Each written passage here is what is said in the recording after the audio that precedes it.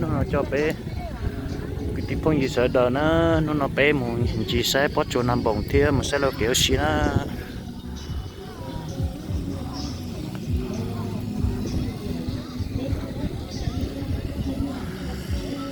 lo gì cơ nó nè để sử dụng chỉ mà cú nó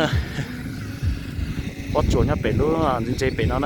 họ ý đồ lúc tỷ cú nó tập cái cuộc sống tỷ nó bé nó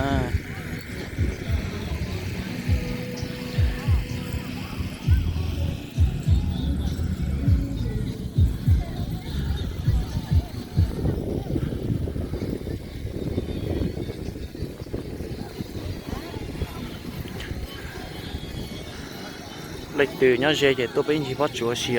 thì tôi sẽ là kiểu xì là dễ nữa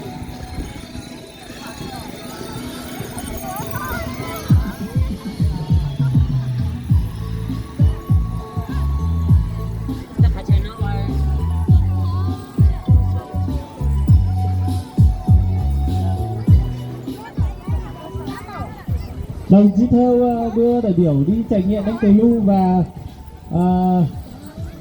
đưa đại biểu đi trải nghiệm đánh cờ lưu và đi cà kheo ở trên này.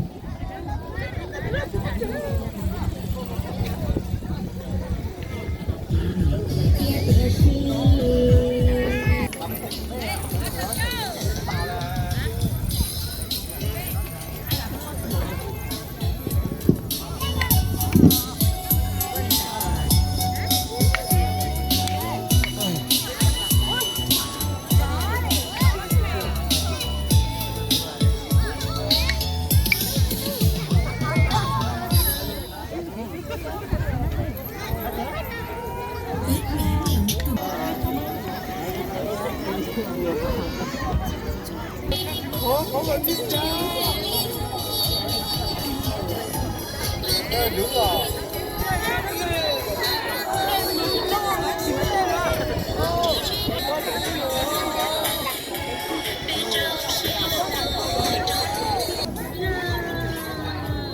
Ô, thử có được cái gì đó.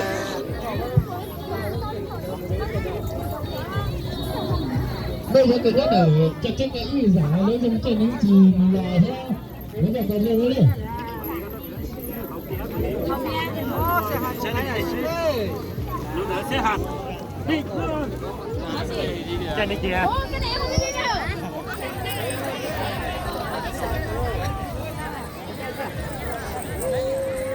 đây đúng này mà